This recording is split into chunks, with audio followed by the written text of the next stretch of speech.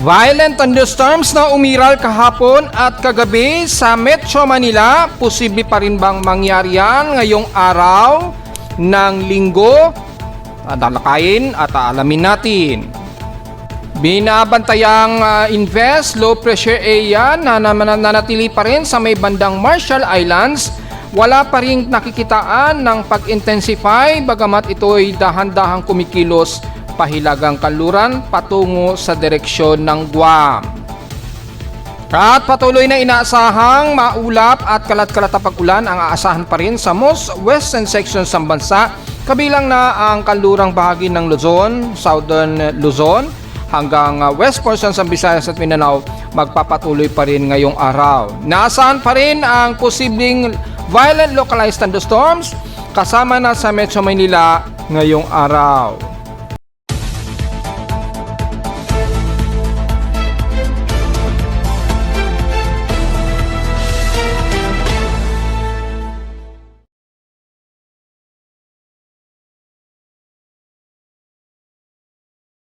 Hello, good morning mga folks. Welcome po muli sa ating daily weather bulletin at analysis para sa araw na linggo, June 14, 2026. Ang oras sa ating Voice Prime Umaga, alas 11:03 na ng umaga. Kung maalala nyo mga folks, mula kahapon hanggang kagabi, nagkaroon tayo ng sunod-sunod at halos magdamagang ulan pagdating po ng bandang hapon sa Metro Manila at nakaranas tayo ng grabing violent thunderstorms kasama na ang buong Metro Manila at makikita po dito sa huling record ko sa aking lightning detection. Ayan, nagkaroon tayo ng sunod-sunod at umabot nga po sa kada 20 lightning strikes malapit dito sa amin sa Caloocan sa loob o kada isang minuto. So nag-alarm po yung aking lightning detection system dito, nagkaroon ng sunod-sunod na piping, mga 9 na beses. Ibig sabihin, patunay lamang na meron tayong umiiral na violent thunderstorms mula kahapon. At ito yung record kahapon hanggang kagabi na tuloy-tuloy po yung mga dami. At umabot nga po yung bilang ng lightning strikes kahapon hanggang kagabi sa amin sa Caloocan base sa huling record ko sa amin sa Caloocan. Ipapakita ko rin sa inyo sa data, mahigit sa 1,000 lightning strikes o 1,500 lightning strikes po. Ito po yung aking lightning detector sa Caloocan base sa Blitzert ng website map nila. Makikita po yung triangulation ng lightning strikes ay patuloy po ang nagtatriangulate. At mapapansin natin, kabilang na ang buong Metro Manila, dyan sa bandang Bulacan, yan, hanggang dyan sa may bandang baybay ng Manila Bay sa Bulacan. Pababa na yan ng bandang Valenzuela, yan, kasama na ang parte ng Laguna. May mga pagkulog at pagkidlat din sa may bandang Batangas, kahapon hanggang kagabi, yan, hanggang San Pablo pa nga yan, yung mga sunod-sunod na mga pagkidlat yan. At makikita ang triangulation kung paano tinitriangulate ng Global Positioning System ang eksaktong lokasyon ng kidlat at sunod-sunod dyan. At sa mga kababayan natin dyan sa may bandang Infanta Quezon hanggang Balera Aurora ay kitang-kita nila ang grabing violent thunderstorms na umiiral sa area nila. Yan, kitang-kita nila yung mga sunod-sunod na lightning strike dyan. Mapapansin nyo, kung bibilangin ninyo dyan, above 300 lightning strikes po yan. At dito sa amin, kasama na ang Caloocan, sunod-sunod na detect ng aking lightning detector. Yan, sunod-sunod po yan. Ito po yung lightning detector ko sa Caloocan. Yan, ito po yung ID number ko na 1813. Yan po yung ID number namin sa Caloocan. Yung mismong aparato ko, yung pinaka-sensor ID number. So matatanaw yan kapag tuwing bibisit kayo. Kahit sa windy sa windy kapag tinitingnan nyo po yung thunderstorms, makikita nyo po yung ID number ng aking aparato dyan dahil ginagamit ni Windy ang mga data namin na naka-registered sa kanila at yung aparato namin na naka-registered dyan sa Blitzert at Copernicus. At kung makikita nyo po, ginagamit ng Copernicus ang data ng Blitzert na kung saan ang aparato ng inyong lingkod ay ginagamit din. So makikita nyo po dahil sa mas accurate po kasi na napipinpoint ang eksaktong lokasyon ng kidlat at on the spot ang detection, nakikita natin ng actual kung saan talaga nagmumula yung mga aktibong lightning strikes. Yung mga puti na yan, yung mga bagong pitik ng mga kidlat. Kaya nagkakaroon siya ng triangulation, kinocompute yan ng Global Positioning Satellites ng Galileo at kinocompute po yung maximum distance. Yan, makikita yan sa aking website kung gaano kalayo yung distansya at makikita rin gaano kalakas ang pulse ganon din kalakas ang kuryente niyan.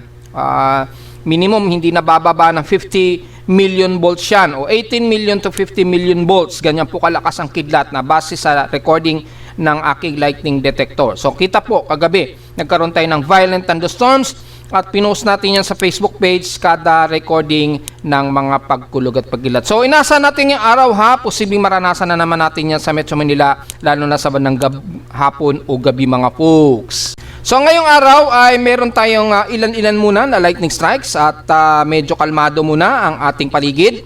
So medyo gloomy na naman tayo at medyo maaraw sa amin sa Caloocan at makikita sa live CCTV ang maaraw muna pero overcast ang paligid sa Caloocan. Makikita nyo po, medyo mahangin ng konti. So medyo umiiral pa rin pong easterlies natin at sinabayan na tayo ni Pag-asa kahapon na nag-declare na rin sila na may easterlies. Kasi nga po, isang araw pa lang, sinabi na natin, meron talagang easterlies po. At yung ating southwest monsoon, bahagya muna siyang dumidistansya dito sa kalurang bahagi ng bansa. Medyo lumayo muna siya. Medyo sumasabay muna siya dyan sa may bandang Hong Kong at sumasabay sa Bayou Front. Frontal system dito sa may bandang extreme node Luzon sa may bandang Taiwan po. Sa ngayon sa ating live lightning strikes detection, ito yung pinaka-live. Kung gusto niyo po yung pinaka-live na actual na lightning detection, dito niyo po makikita yan. Meron tayong 32 lightning strikes.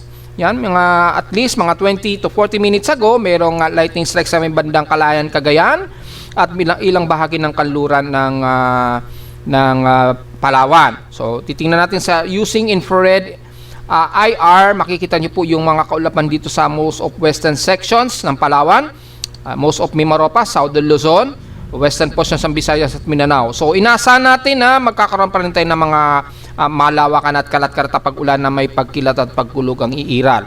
Medyo may water vapor pa rin dito sa bahagi po ng Metro Manila. At kitang-kita naman, i-activate natin yung satellite mode, makikita natin ang medyo may water vapor pa rin po na umiiral dito sa bandang Metro Manila. Although hindi ganon ka-precipitate yung laki ng lawak ng water vapor sa ngayon dahil naibus naman niya mula kahapon. Pero maaaring magre-reaccumulate po yan ngayong araw at magkakaroon na naman tayo o posibleng magkaroon na naman tayo ng violent thunderstorms. So be ready sa inyong mga payong lalo na sa mga umuwi sa hapon dahil at pangkikita naman natin tuloy-tuloy pa rin na umiiral ang ating surface trap dyan. Nagkakaroon na accumulated surface trap at yung ITCC dito sa may bandang timog ng o katimugang bahagi ng Mindanao, bahagya munang numipis ito. Pero dahil po sa salubungan po ng easterlies at medyo malamig na hangin dito sa kanluran ng bahagya, nagkakaroon tuloy na accumulated na thunderstorms ang kalurang bahagi ng bansa. Kaya tayo nakaranas kahapon hanggang kagabi ng violent thunderstorms. So ngayong araw, ang pinakamalapit na thunderstorm na nadedetect ng aking aparato ngayon, nasa 52 km po ang kasalukuyang distansya niyan. At patuloy pa rin ang detection ng pulsing ng ating lightning detector sa ngayon, yung ating pinaka real time. Pwede nyo pong makita yan. So tingnan natin kung alin yung pinaka pulsing dyan. Well, obviously, dito na naman yan sa may bahagi ng Taiwan. Ayan o. See, nagtatriangulate na naman po at nadedetect ng ating aparato yung long range pulsing. Well, nag-re-triangulate yan dahil sobrang layo niya pero nasasaga pa rin ang ating aparato yan. Ayan. See, nakikita po ninyo na nagkakaroon ng retriangulation. Pansin natin na patuloy na naman ang localized thunderstorms dito. Pa-violent na naman dito sa may bandang Siangbuan o bandang Hong Kong. So sa mga kababayan natin sa Hong Kong, ingat po ha. Kayo po ay kasalukuyang nakararanas dyan ng matitinding thunderstorms ha. So dito sa Pilipinas, sa atin sa Metro Manila at bahagi ng Northern Luzon, lalo na sa kanluran, ay maaring mangyari na naman yan ngayong hapon po ha. So very ready na lang po. At kung gusto niyo pa makita yung pinakadetalye kung gaano karami yung total lightning strikes mula kahapon, makikita niyo po yan dito sa aking lightning maps. Kiklik niyo lang po dito ha, yan. Kung gusto niyo pa makita yung pinaka-active mula sa website ng lightning maps. Yan, ipoposition natin ha para makita nyo. Yan. So, ito po yung detalye na record sa amin sa Caloocan. Ito po yung total lightning strikes. Umabot ng counts per hour, umabot ng halos 800 mula kahapon ng hapon. At most of active by at least ang pinaka-detected strokes sa amin sa Caloocan, at least mga 50 to 70 lightning strikes. Yan. Per hour ang active na nadedetect according dito. Pero yung total detection, umabot nga po sa more than 800 lightning strikes ang nadedetect. So kung titingnan natin yung signal statistics, yung pinaka-counts per hour, umabot nga po ng more than 30,000 lightning strikes po yan. Entire Southeast Asia yan na nasasagap ng ating aparato. Yung signals na dumadaan sa aking aparato ay umabot ng more than 30,000 lightning strikes. Mga nag-start yan bandang alas 3 ng hapon. Ayon yan dito, you know. So yan po yung oras. So napakadami talaga at napaka-violent thunderstorms. Yan, yung statistics. Yan. Hopefully si Pag-asa merong ganitong statistics para ma-review po ng gaano karami at ka-violent yung thunderstorms at yung specific area kung saan mas marami para alam na mga kababayan natin na kung saan ang napakadelikadong area kapag may mga pagkulog. At kapag nalalaman po kasi statistics sa specific area, iiwasan na po ng tao yan kapag nagkakaroon ng violent thunderstorms. Medyo lalayo muna doon sa specific area na kung saan mataas po yung locating lightning strike ratio sa specific na area. Halimbawa na lamang sa amin dito sa Caloocan, mataas. Pero yung pinaka-mean signals, maabot ng at least 10,000. At kung makikita nyo naman, ang pinaka-active lightning strikes, yung cloud to ground na delikado, at least umaabot ng mga 50 to 60 lightning strikes per hour. So, medyo delikado po yan. Ang ibig sabihin po, ganun po ang ibig sabihin yan, medyo delikado kapag ganun karami, ha? Kaya pag mga ganyan, medyo kailangan na sa silong muna kayo, muna kayong tatabi sa mga puno, ganyan ang ibig sabihin po niyan. Kung si Pag-asa ay meron silang ganitong statistics, pati yung pinaka-bearing ratio ay madaling malalaman ng mga kababayan natin na medyo delikado na lumapit sa ganyang area. Para alam na kagad na maililigtas yung sarili nila kapag nagkaroon ng mga violent thunderstorms. So mula sa pinaka-Doppler natin, makita natin may nadedetect na estimation water vapor dito sa bandang Laguna or bandang Parañaque. Yan. Hindi natin alam kung yan ay bumubuhos ng ulan. Well, double check natin gamit ang reflectivity. Sa reflectivity natin malalaman kung may focus rain na bumubuhos na kasalukuyan ngayon dyan. So, natuwa nga tayo dahil si Pag-asa nagkaroon na sila ng tinatawag na reflectivity ng Doppler radar nila.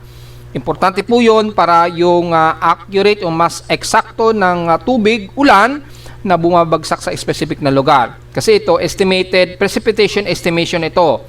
Yung galaw ng ulap na may kasamang ulan po yan. Yan yung pinaka-classification ng Doppler. Pero yung reflectivity, siya yung mag-identify kung may water vapor na bumabagsak na sa lupa. Kung titingnan natin sa reflectivity, medyo makikita natin may mga ilang mahinat kalat-kalat na isolated rain shower dito sa may bandang Pangasinan. So makikita natin, bandang Alaminos, tumatawid dyan. Yan, medyo inuulan sila dyan mula sa bandang Dasol, Burgos, Mabini, Alaminos. Yan, ganyan po ibig sabihin yan, yung most of exact na ulan. Pero sa Metro Manila, well, wala po tayong nakikita. So, wala masyado. Ibig sabihin, wala tayong kasalukuyang ulan na detect. Pero sa Doppler estimation, meron dito sa bahagi nga po ng Batangas hanggang bandang Laguna, mula Calamba hanggang San Pablo. So, yung forecast na posibleng ulanin dyan sa bahagi ng San Pablo or paligid po ng Batangas at Laguna ay may mataas na forecast na magkakaroon ng pag-ulan. So, yun po ang ibig sabihin yan. Pero makikita natin, wala naman masyado in estimation at yung reflectivity, meaning wala tayo kasalukuyang pag-ulan. Probably mga bandang hapon po yan. Once pumasok po yung forecast natin, na ngayong araw, mapansin nyo po yung forecast ay meron tayong 100% chance of rain down na may partially cloudy hanggang bukas yan ng Lunes. So mukhang bandang hapon, yung mga afternoon rain showers na naman natin ang posible na namang umiral niyan. So ihanda ang mga payong po dahil nagkaroon din tayo ng mga pag-ulan mula kaninang madaling araw. So, diretso agad tayo sa ating current conditions. Overcast, gloomy tayo. Haze at mostly cloudy po tayo dito sa Metro Manila at mula sa amin sa Caloocan. At makikita natin na nasa high thermal anomaly pa rin yung ating bulkan, na si Mayon Volcano. So, medyo nag-update din tayo dito para ma-reduce yung sobrang workload ng ating webpage. Inuunti-unti kong i-minimize yung workload pero hindi nagbabago yung functions. So, silipin natin ang status ni Mayon Volcano for June 14. mula sa data feed ni PBOX, makita natin na patuloy pa rin ang pagbuga ng lava. Again, yung mga CCTV, na-excite din tayo na ma-upload dyan. Pero ginagawan pa natin ng complete at malinis na program. Dahil hindi biro yung mga frames ng CCTV ni PBOX, mataas ang mga quality ng kanilang Except mayroon silang ginamit na Raspberry camera. Doon ako nagtataka, bakit Raspberry? Mumurahin lang po yun eh. Malaki ang budget ng PBOX pero bakit tinitipid nila ang paggamit ng aparato? Ang paggamit po kasi ng CCTV ng Raspberry Pi ay hindi po magandang quality na camera yan. Hopefully ay mapalitan po yun ni PBOX. Gumamit po tayo ng mas mataas o high resolution na camera kasi malaki naman po ang budget natin na pinoprovide ng mga ahensya ng gobyerno. So medyo nakakadismaya ng konti. Kagaya na lamang dito sa bandang Bulusan yata, I'm not sure kung ay Bulusan. Kay Mayon Volcano, high resolution camera ginagamit nila doon, kaya lang ninakaw daw yung kable. So kung magagawa nyo pong maging wireless yun, para hindi manako yung kable, pero mas maganda kasi naka-wired siya para walang delay. Kaya lang, nakakalungkot, ninanakaw yung mga kable. So, sa mga kababayan natin, maging responsable at maging makatao dahil buhay po ng mamamayan natin sa Batangas ang nakasalalay po dito. Kung nagiging malfunction po yung ating mga CCTV na actual na nakikita ang mga statuses ni Taal halimbawa o ni Mayon Volcano, magkakaroon po tayo ng problema. Marami pong masasawing mga kababayan natin kapag biglang nagkaroon na naman ng eruption ang mga bulkan natin na hindi natin na namamalayan. So, kung yung mga kababayan natin, sana naman magkaroon tayo ng ng konting puso. Yung mga equipment ni Pag-asa, ni PBOX na naka-install po diyan sa mga vicinity, wag naman sana natin galawin. I-consider na po natin, isipin natin, marami pong mga buhay ang maliligtas niyan kapag 24/7 ay functional po yung mga aparato at hindi sana natin ninanakaw ho yan. Para sa pansarili. Oo, naililigtas niyo yung sarili niyo, nakakabenta kayo para may pangkalakal, pero ang kapalit niyan, mas maraming buhay naman po ang mawawala kapag nagkaroon tayo ng mga delubyo kagaya na lamang ng mga pag-erupt ng mga volcano o yung mga biglang sumabog ang volcano na hindi natin namamalayan. Delikado po 'yun.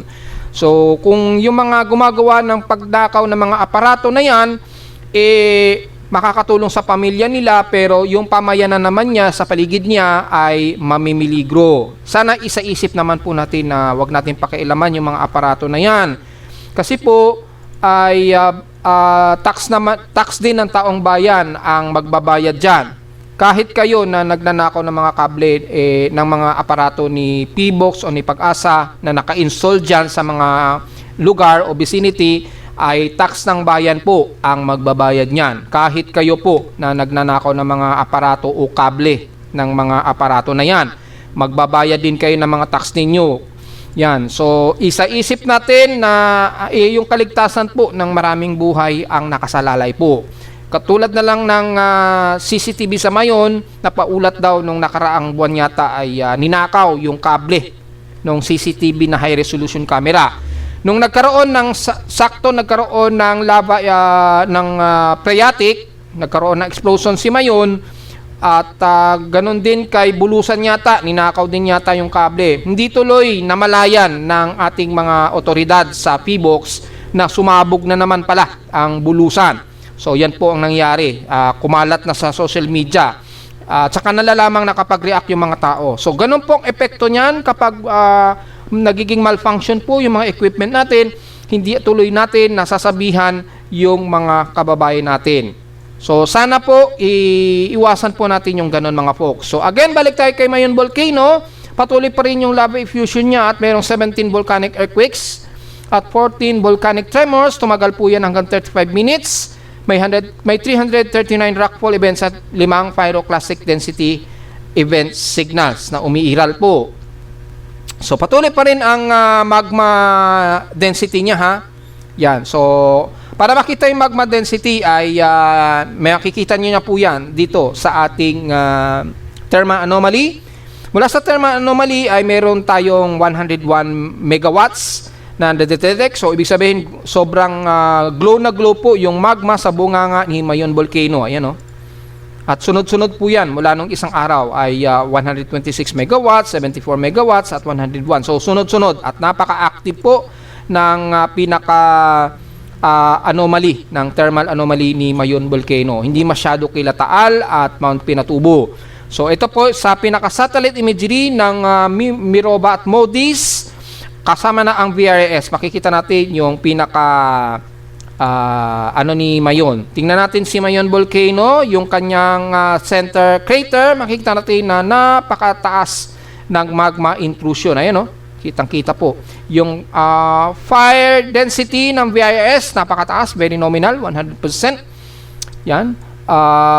Napakataas ng nominality ng fire, 98% confidence. So napaka-active po ng pinaka-magmatic intrusion ni Mayon. Ayun, kitang-kita sa satellite.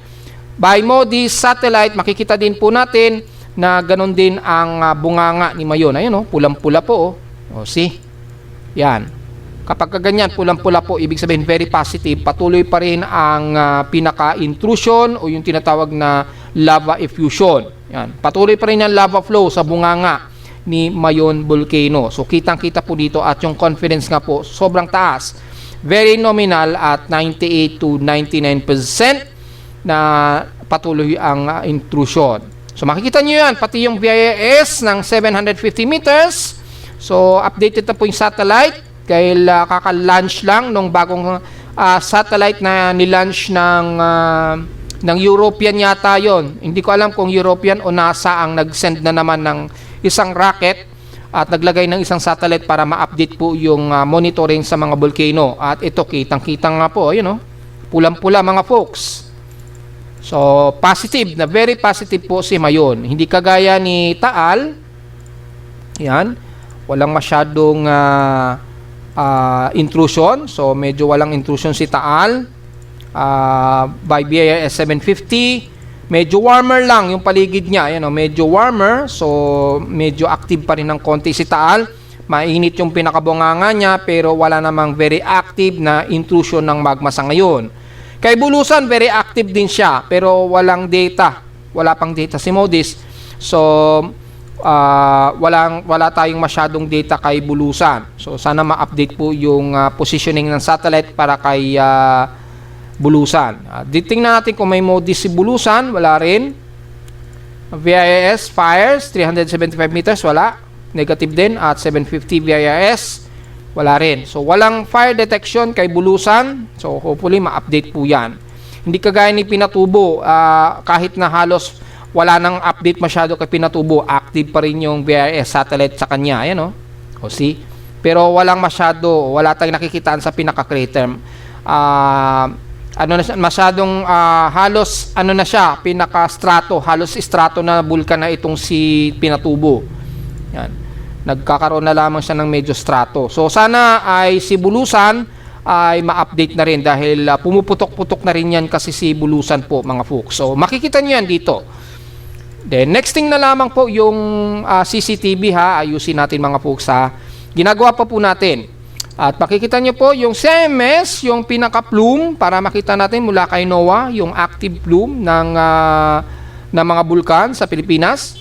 So, makikita din natin dito na merong plume emission itong si Mayon.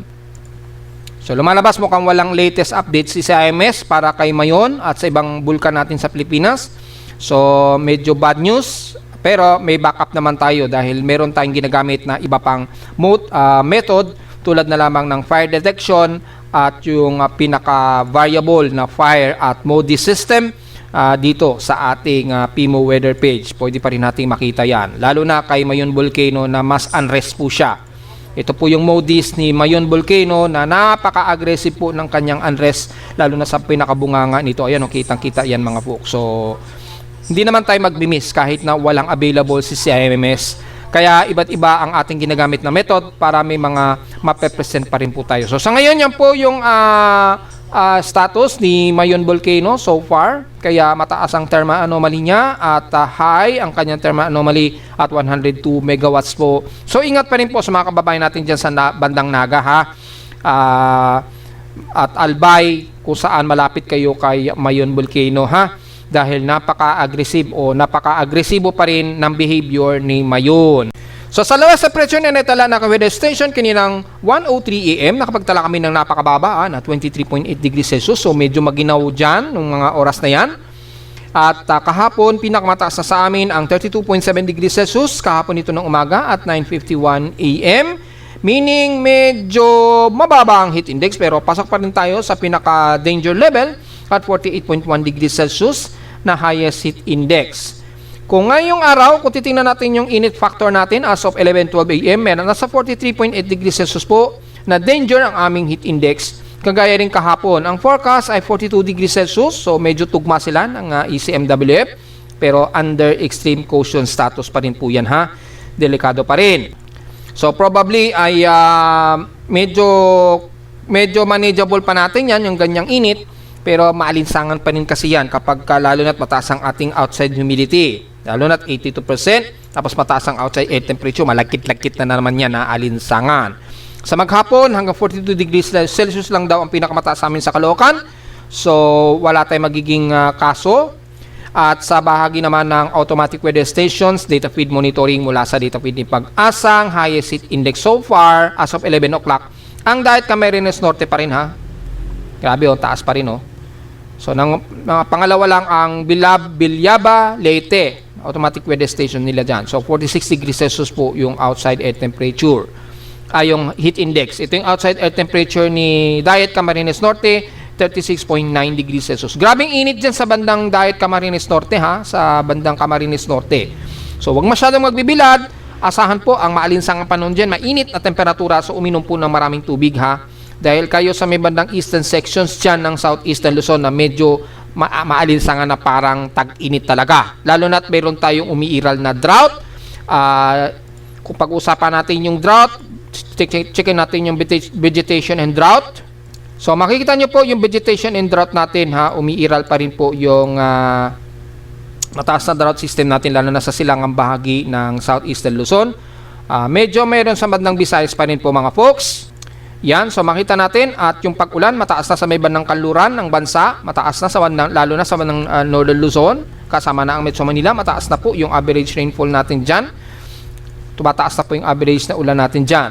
Pero pagdating sa grabing pagtuyot, ang bandang Bicol naman ang medyo tumataas. Ayan, Kaya yung Camarines Norte ay grabe ang sunod-sunod na mataas ang kanilang air temperature. So ganun po kataas. Ang araw niyan nitong June 12 pa. Pero expected natin na tuloy-tuloy po na ganyan ang magiging drought dyan sa bandang Bicol region. So, very obvious. Pinakamataas ang Camarines Norte sa may pinaka-highest air temperature. Pero kung titingnan naman natin ang PH Extremes in past 24 hours, ang Tugigaraw naman ang may huling pinakamataas na recorded na air temperature dyan sa parte pa rin ng Luzon.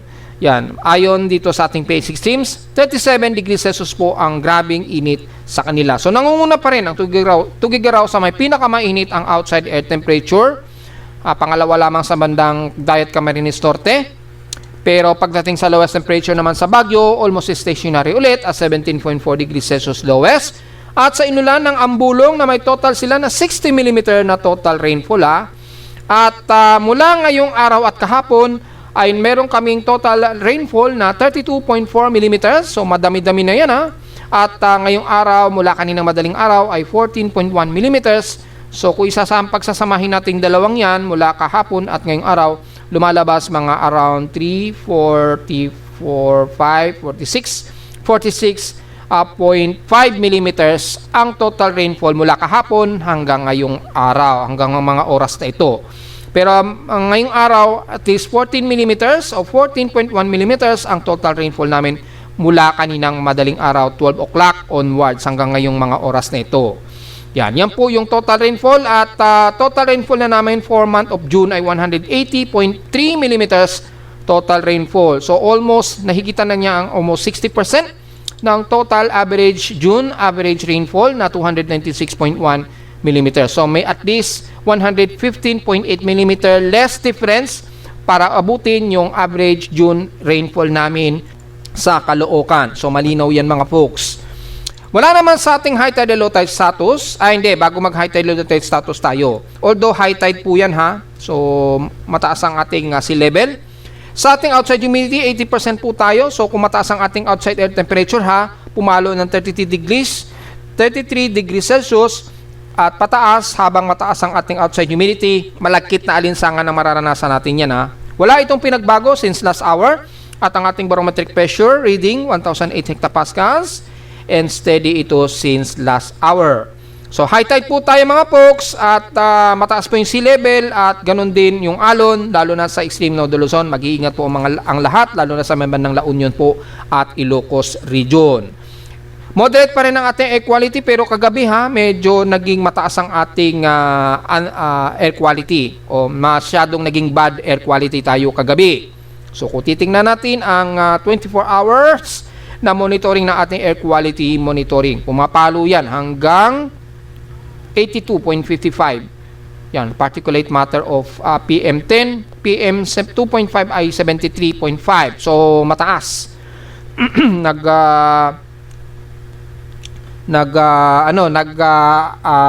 Unhealthy. Naging unhealthy tayo kagabi.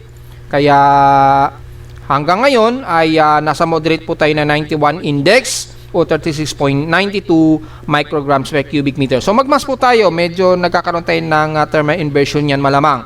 Kaya hindi masyado nakaka-evaporate yung usok na mula sa mga sasakyan at pabrika lalo na sa mga masyudad na area gaya ng Metro Manila. Sa ating almanac, sumikat ang haring araw kaninang 5:26 AM at lulubog po itong mamayang 6:25 PM. At sa moonrise and moonset, since new moon tayo, 1% illuminated, palubog pa lamang po ito ha. Ay hindi pa pala. Kakalubog pa lang ata. Yun. So hindi muna natin i-report yan since new moon naman. Halos di naman natin yan makikita mga folks. Diretso agad tayo sa ating local weather outlook para ngayong Sunday hanggang bukas na yun ng Monday. Inasa natin na partly cloudy tayo sa umaga. Pero pagdating ng bandang hapon ay localized thunderstorms na naman. Ang asa natin na may 100% chance of rain. Probably mga bandang hapon, gabi o madaling araw. Bukas ng Lunes, ganun din na mararanasan natin, partly cloudy sa bandang umaga o sa halos buong araw, pero asahan ng localized thunderstorms o afternoon rain showers, kasabay din ng localized thunderstorms na may 97 to 100% chance of rain. Highest and lowest temperature expected, maglalaro between 32 to 33 degrees Celsius and lowest temperature expected ay nasa 26 to 27 degrees Celsius. Sa ating short-term weather forecast for this week na darating, ay halos maulan ang ating buong linggo according dito sa short-term weather forecast natin. Mga Tuesday, starting Tuesday and Wednesday, mataas po, at least 60 to 70%, pero at least mababa pagdating ng Thursday o Friday. So very isolated tayo sa Metro Manila. So yun po yung pinaka-forecast natin. Diretso agad tayo sa next page. So diretso agad tayo sa ating ginagamit na satellite imagery. Ayan, kinompress na natin yung ating satellite imagery. Medyo kinompress natin yung mga tabbers, yung mga tab para hindi masyado mag-overload yung ating webpage. Madalas kasing nag-overload so medyo binabawas-bawasan natin yung workload at sinisimplify natin para hindi masyado mabigatan yung ating webpage na i-process lahat ng ating mga webpage script. So nakaseparate pero makikita nyo pa rin yan dito sa ating pull down menu. Yan. Magwo-workload lang siya kung ano lang yung sinelect nyo. At least hindi siya mag-overload. Yan, kung i-click nyo yan, doon pa lamang maglo-load yung data, at least ganyan, hindi masyado mabigat sa proseso ng web page. Ito po yung all maps para ito yung pinaka-default ng pwede nyo ma-zoom yung mapa at makita yung Philippine Air Responsibility at yung mga ilang areas, pwede nyo pong ma-play at post yan, dito yan sa all maps. Yan. So mula sa pinaka-satellite imagery, makikita natin ang katamtamang panahon sa extreme North Luzon. Yan, kabilang na ang buong bahagi na yan ng Ilocos Region sa lawag pero partly cloudy dito sa mostly cloudy po tayo at all times. Kabilang na ang Mountain Province po, Abra, pababa na yan ng Tarlac. Yan, magiging maulap tayo pero asahan na ang localized thunderstorms pagdating po ng hapon lalo na sa kalurang bahagi na ng Luzon kasama ng Metro Manila at most western sections ng southwestern Luzon. Sa ngayon medyo katamtaman, maaraw muna tayo, kabilang na sa silangang bahagi ng Tugigaraw, Isabela pababa ng Santiago hanggang Aurora Region o Quezon Province. Yan, medyo katamtam at maaraw tayo sa ngayon. Partly cloudy naman at somewhat cloudy sa may bandang kanluran ng Ilocos Region, pababa na yan ng La Union. Kasama na ang Benguet, yan, hanggang dito sa may bandang Pangasinan at Zambales. Mula dito naman sa bandang Pampanga, Nueva Ecija, Gapan, pababa ng Bulacan, magiging katamtaman pero partly tumusli cloudy tayo unti-unti. Kasama na ang buong Metro Manila at Calabarzon area. Mula dyan sa bandang Calamba, hanggang dyan sa may bandang pagitan na yan ng Quezon Province ng Lucena, hanggang dyan sa may bandang Gumaka, hanggang Atimunan, Quezon. The rest ng South Luzon, kabilang na ang Bicol Region, medyo katamtaman tayo, partly to some mostly cloudy po tayo at all times. Kung sisilipin natin ang heavy rain potential, kung mataas ba ang cluster ng heavy rain, hindi naman. At least light to moderate showers lang ang maaaring ulanin sa bandang Bicol Region, pero katamtaman ng panahon, so medyo maaraw tayo dyan, kabilang na ang bahagi ng Irigal, Legazpi, at Sorsogon area at Catanduanes. Mula naman sa Mimaropa, medyo gloomy po tayo, mostly cloudy at all times, kabilang na ang buong Palawan, dyan sa Puerto Princesa, pababa na yan ng Batara sa Balabac, at nagkakaranas sila ng mga ilang moderate rain showers na hindi tumatagal ng isang oras, tumitila-tila din, pero asahan natin sa maulap na maghapon at localized thunderstorms. Bandang Mindoro naman, well, ang bahagi nga po ng Occidental at Oriental Mindoro, maulap ang himpapawirin, expected din isolated rain showers and localized thunderstorms, and the rest ng Marinduque, Romblon hanggang Masbate na yan mga folks. Pagdating naman sa Visayas, ang kanlurang bahagi ng Visayas, obviously, ang bandang Panay Island at Negros Region, nakakaranas sila ngayon ng moderate to heavy rain showers. Dito sa bandang Cadiz, Escalante, pababa na yan ng Taboso, Calabra, kasama na ang bandang Canlaon at Bacolod na nakakaranas ng ilang moderate to heavy rain showers tayo dyan. So magpahinga na lamang po at hindi naman yan tumatagal ng mahigit isang oras, pero tuloy-tuloy po tayo magiging mostly cloudy sa bahagi na yan ng northern part ng Negros Region. So mapa Davao Occidental man yan, Oriental mga folks ha.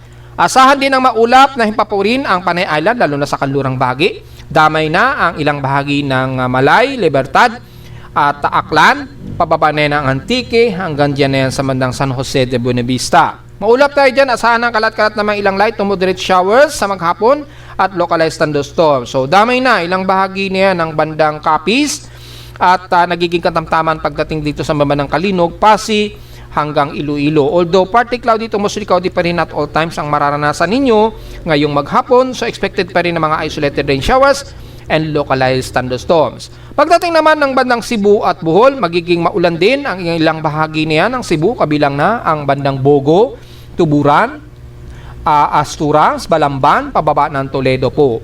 Dito sa may bandang eastern sections ng Cebu City mismo at bahagi ng Mandaue hanggang Mactan, medyo katamtaman pero gloomy at overcast tayo dyan. So makakaranas tayo na medyo maulap na yung papurin at asahan din ng localized thunderstorms na manakanaka at may mga kalat-kalat na mahinat katamtamang pag-ulan at all times.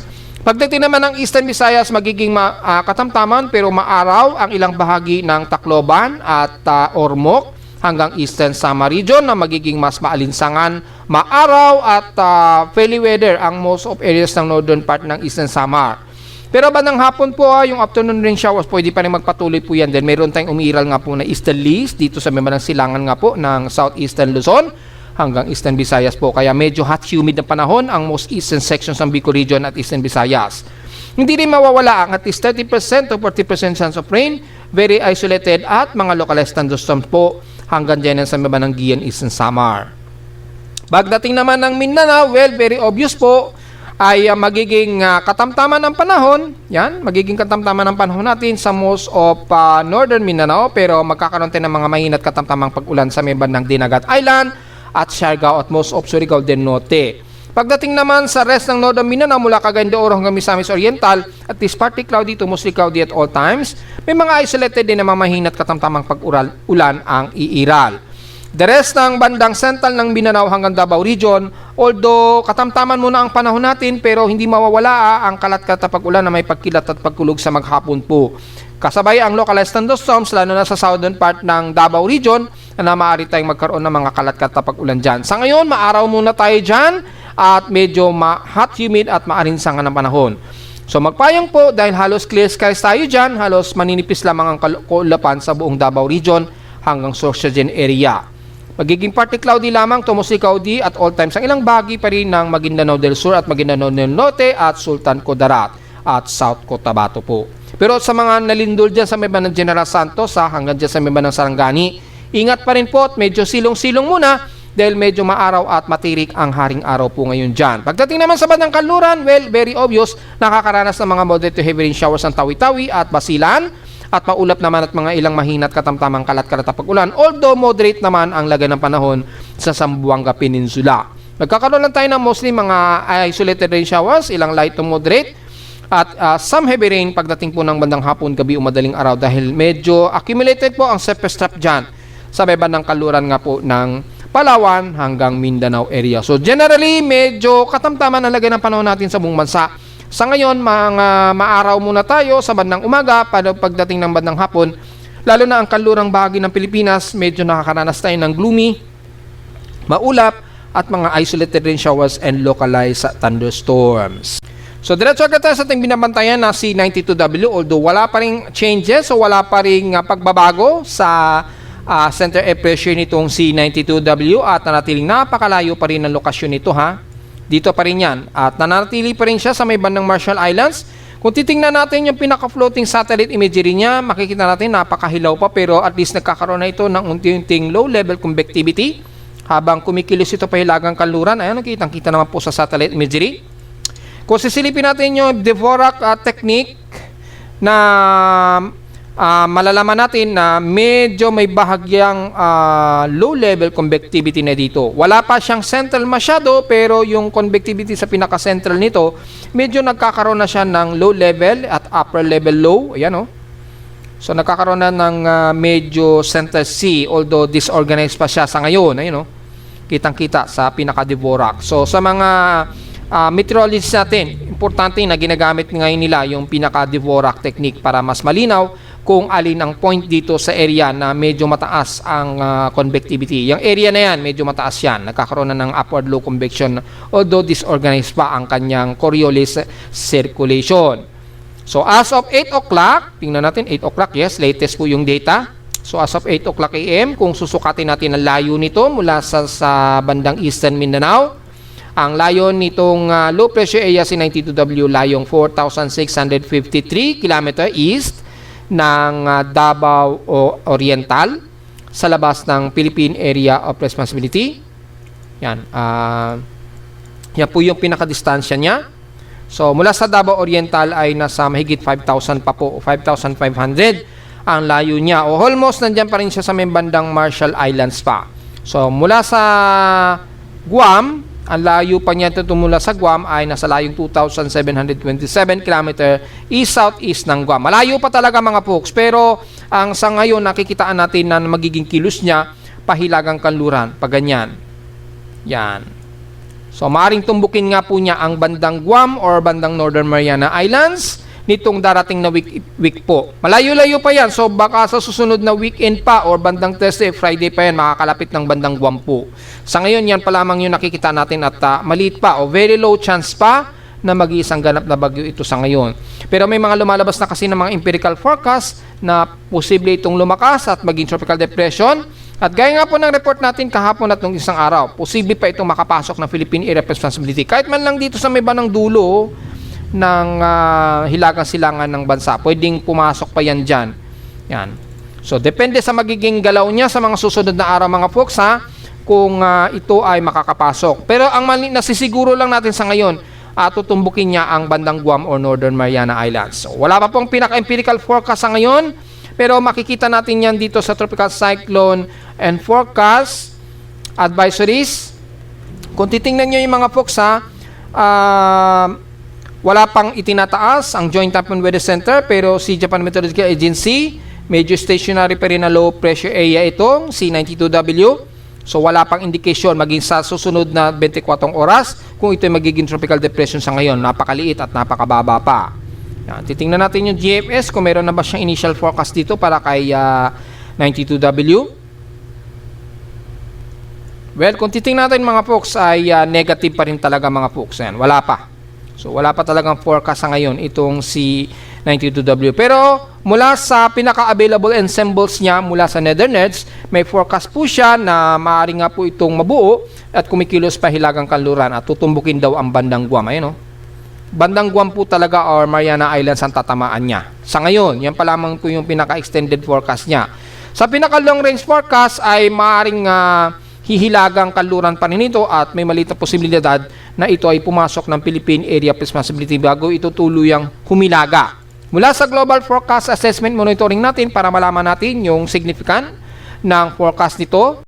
Yan, mula sa pinaka-Western Pacific Basin natin, negative pa siya pero meron na itong at least favorable development.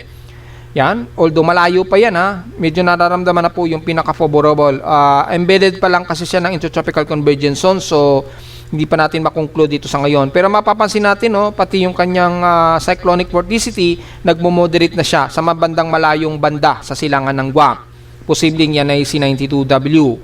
Since napakalayo pa, marami pang significant development niyan sa ngayon. At mula naman sa mga computer models, makikita natin kay GFS, aktibo itong kikilos pa hilagang kanluran, tutumbukin niya ang Mariana Islands and then hihilagang kanluran po ito. At may maliit na posibilidad pa na makakapasok pa ito ng PAR bago ito hihilaga. So tingnan natin, hindi pa talaga natin sa ngayon makukonclude yan. Sa ngayon yan muna ang nakikitaan ni GFS na magiging track o kilos ng bagyo kung sakaling maging tropical depression ito. Yan naging severe tropical storm pa nga siya dito sa forecast ni GFS. Kay ECMWF, makikita natin low pressure area to tropical depression pa lamang ang medyo napepredict ni ECMWF dito. So, ang extended forecast po niyan hanggang June 15 to 16. Yan, hanggang June 16 po siya. Yun, hanggang June 17. Yan. So, makita natin hanggang June 17 po. Yan.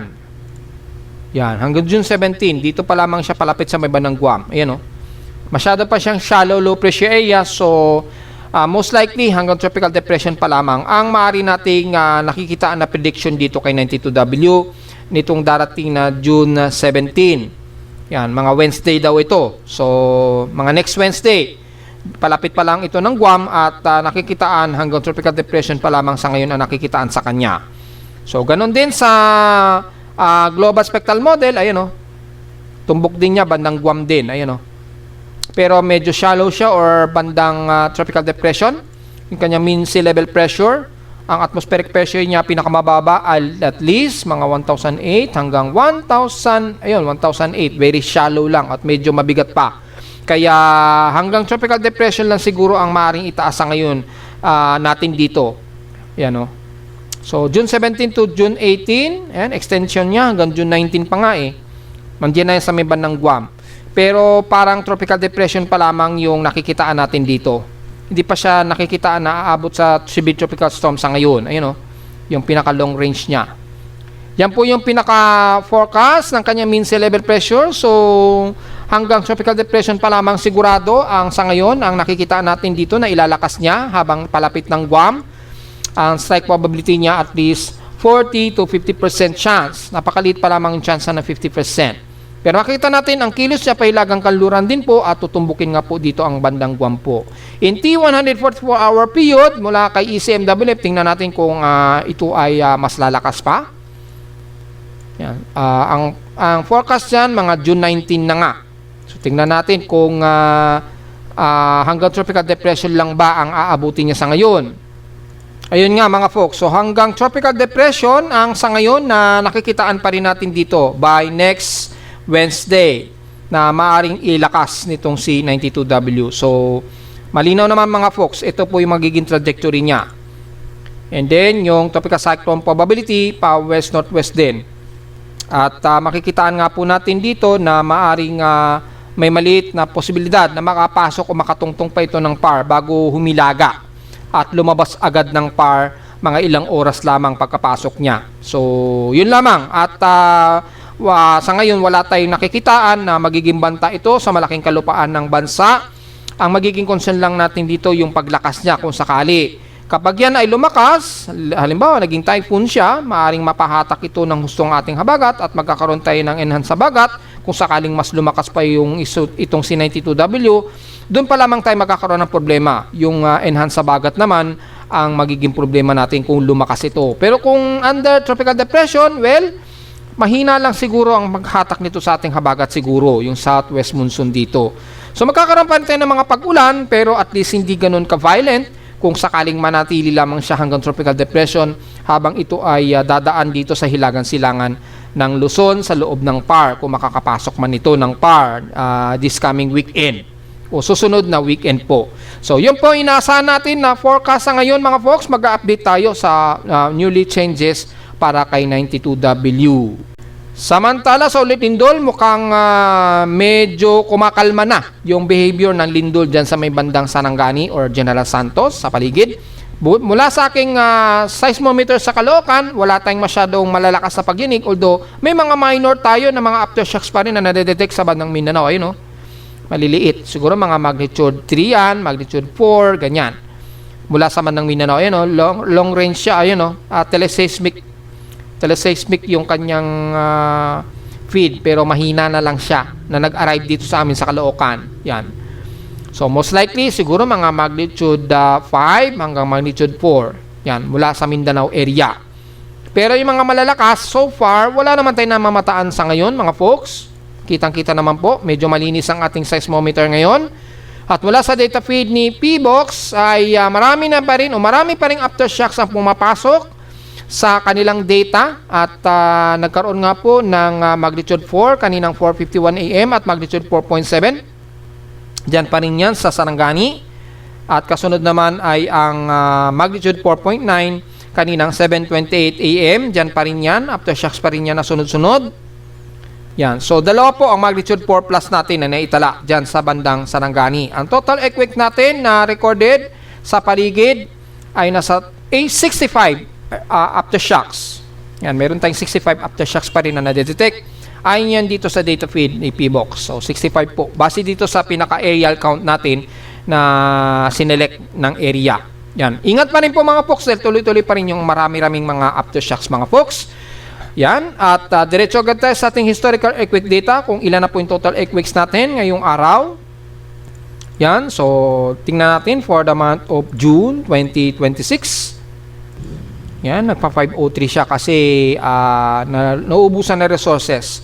Medyo cheaper lang kasi na web hosting yung ating kinukuha. So, medyo naglilimit siya. Medyo pasensya na lamang po mga folks. Kung malaki-laki lang yung ating resources, palalakihin natin yung ating domain services para mas maraming process na kayang i-handle. Kaya lang, hindi kaya ng ating budget resources. So sa ngayon magkakaroon tayo ng experience na magkakaroon ng 503. Pero hindi po error yan ng web page ko error yan dulot lamang ng naubusan na po ng resources process yung ating domain. Yan. Ibig sabihin yung process yung inodes, yung PHP workers medyo na-overload siya. Kasi very limit lang po yung ating kinuha na services dahil masyadong mahal po yung mga premium, ganyan, yung single lang kasi yung kinuha ko na web domain. Pero pagka mga business class na, mas mahal. Maabot yata ng 8,000 yun kada taon.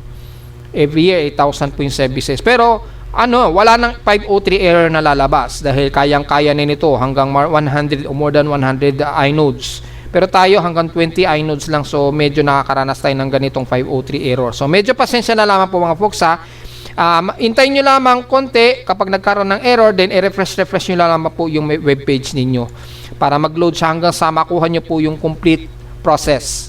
So, hindi po yan error ng web page, kundi nililimitahan lang yung ating process ng ating domain. Kasi nga po, mas cheaper po yung kinuha nating services. So, again, sa ating month of June, meron tayong total earthquakes na 1,596. 1,512 dito is magnitude 2.0 pataas. 68 sa magnitude 4, ang dami ng magnitude 4 68 na po, ang dami. At 14 sa magnitude 5, ang dami na rin. Madami na rin tayong recorded na magnitude 5.0 at isang magnitude 6 at isang magnitude 7.0. So napakadami na. 1,596 na po yung total earthquakes natin. At napakarami dito sa bahagi nga po kung saan nagkaroon ng magnitude 7.8 na lindol. So sa ating total earthquakes for annual earthquakes, nasa 10,054 na po in total earthquake kasama ang magnitude 1, pero kung aalisin natin ay nasa total of 6,990 earthquakes na po tayo mga folks. So yan po yung pinaka total ng earthquake for this year. Dito sa ating comparison, 7,064 po. Kasi ito po yung pinaka-actual o real-time na data. Dito, every month pa kasi ito nag-update. Yan. So, ganun po yung count niyan mga folks ha. Yung, yan, nasa 7,000 na. Dito, nasa 6,990. So, almost 7,000 na rin. Yan. So, 7,000 na rin halos. So, yan po yung pinaka-latest natin mga folks. Dahil ito po yung pinaka-latest o pinaka-real time. Ito kasi ay monthly or mas mahaba, every 12 hours ito nag-update. Every 12 to 24 hours po. Kasi annual earthquake lang naman po ito for annual or yearly report. Ito kasi kasama ang daily real-time report nito kaya mas mabilis mag-update ito every 30 minutes lang. So yun po yung ating report mga folks. Nasa total 7,000 na tayo starting January to June na kasalukuyang araw po. Yan pa lamang yung total earthquakes natin. Marami-rami na rin mga folks ha. Madami-dami na rin.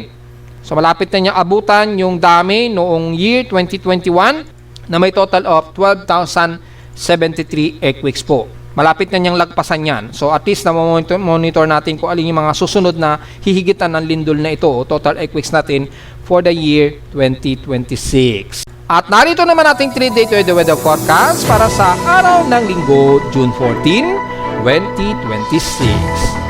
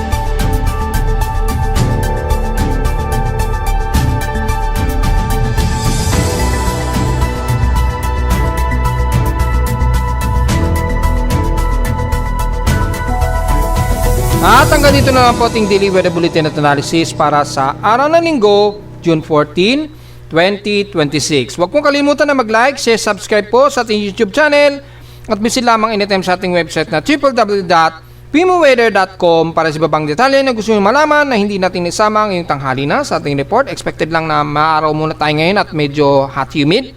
Pero expected nitong bandang hapon po ha ay expected na naman natin ang localized thunderstorms dahil mataas po ang chance ng forecast 100% daw. So, posibleng localized thunderstorms yan to violent. Be ready na lamang sa payong ninyo anytime mga folks ngayong bandang hapon po ha. Hanggang mamayang gabi na po yan. At visit lamang sa ating website sa gusto malaman pa rin pinaka-dynamic events mula sa reading ng ating aparato sa Caloocan at sa data feeds mula sa iba't ibang weather agencies. Maraming salamat po mga folks at magandang araw po sa ating lahat.